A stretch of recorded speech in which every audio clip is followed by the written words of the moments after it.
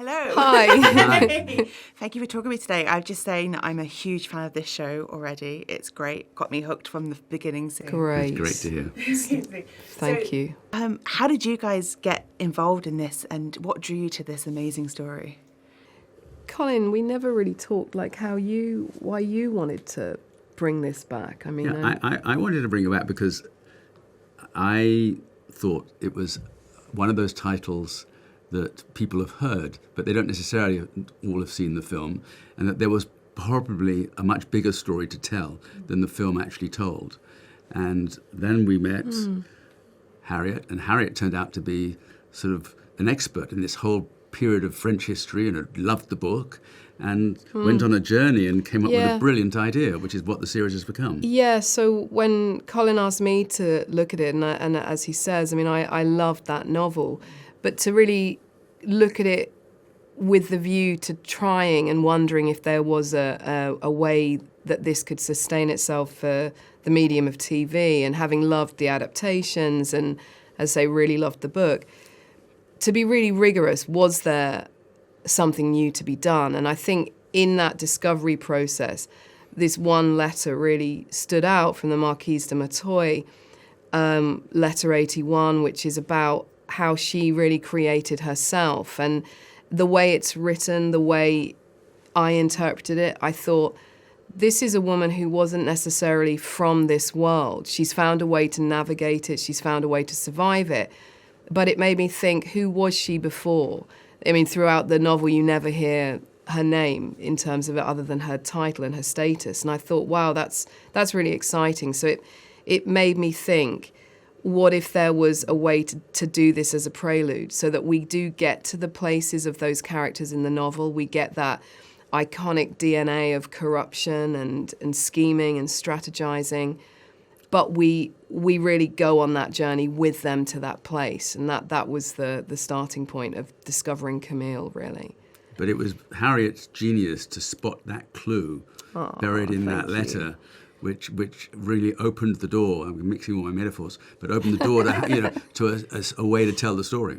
Oh, thanks, Colin. Amazing. So it must have been really fun to then dive into the history of this time in France, because it's like the revolution's happening. You knew the history. You're right, I did. I mean, I'm a sort of real history lover. I mean, but that particularly that period and that period in Paris, I think it's kind of up there for me with the 1920s in terms of a place that you would love to go back to in a time.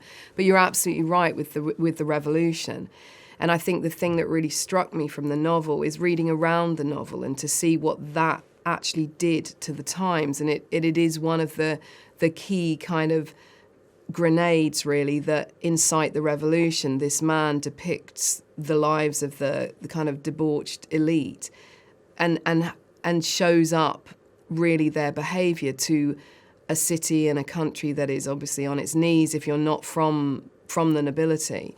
And that sort of context and that feeling around what the novel represented, I want to capture in this. And if we're lucky to, be able to continue telling this story, we will definitely go to that place, which is why the only thing I did other than make it a prelude is to bring it slightly forward so that we are closer to the era that it was published in.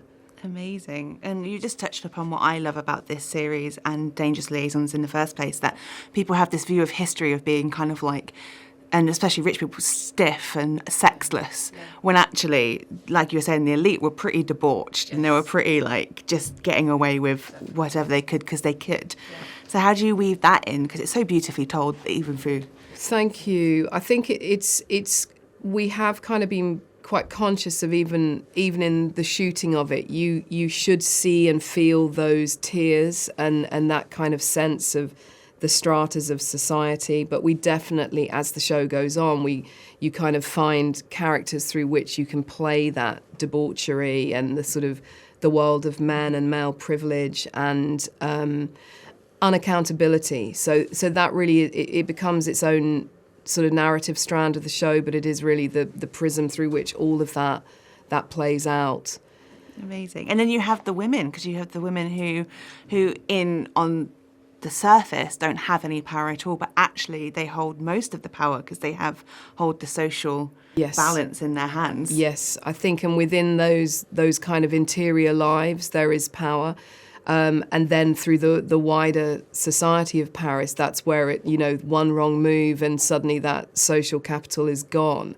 And I think playing with that precarious nature of status and power is really exciting and really kind of underpins all of that. Yes, they have power, but it's hard won and easily lost. And that's why the liaisons are dangerous. Yeah, exactly. Yeah. Our sequel is low impact liaisons, but it's not half as exciting. I'd still watch it though. Low impact liaisons. So then, Colin, how is it getting the cast involved? It's such an incredible and varied cast in this show. What was it like bringing different voices? You've got Kosar Ali, Alice Englert, and Lesley Manville all playing these fantastic roles. Well, part of the fun of casting is casting sometimes against type. And putting actors into shows that you wouldn't otherwise expect them to be in.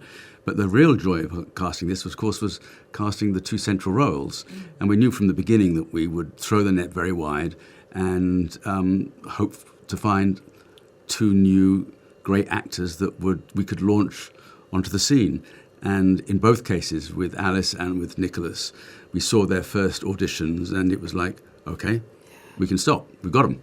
And then, because it was COVID, we wanted to find a way to get them together. So they actually performed a couple of scenes together, but with a big plastic wall, transparent plastic wall between them. Yeah. And they were acting lovers with this plastic wall in between. But even with that plastic wall between them, the sort of the electricity between them and the way they related to each other was so exciting that we knew they were the ones.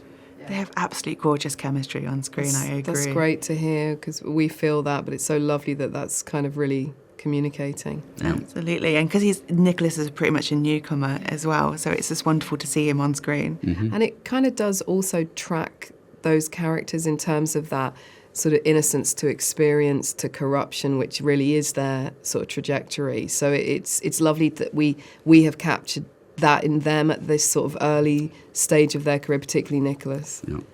Amazing. And like you said, you've done so much research and you love this time period. How was it then bringing it to life and being in Prague and filming in the costumes? Amazing. I mean, one of our first appointments was David Roger, the production designer, and to find a man like him, I mean, he could come from that world. He's so immersed in it, and he's also hugely prolific in opera, which is key to the show. We really build towards an extraordinary opera that we've created for the show.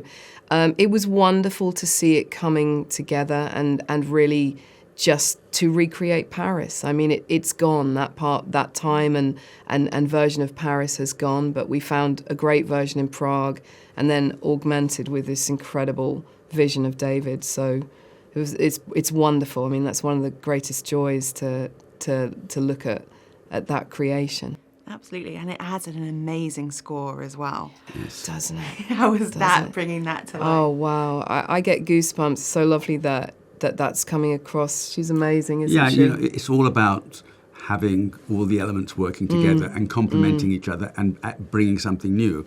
And I think the score does that, absolutely. Yeah, Anne is hugely talented, and she really captured the heart of the show and the complexity of those characters. She does give us a wonderfully traditional score, but with these great contemporary elements, which I kind of feel that is exactly the show that we're making. So it's a wonderful combination. Absolutely, and that does come across. I can't gush about this movie as a series enough because I do Thank love you. it. Well, it's lovely. Please continue. We're having a very nice time. Amazing. Well, thank you so much for talking with me today. I hope you enjoy the rest of your day. Thank and you. I can't wait to get past episode 3. Thank you so much. That's really lovely. Ladies and gentlemen, you're watching Hey You Guys! Hey You Guys, huh? Hey, you guys. Is that from the Goonies? It is indeed, yes. Nice. Hey!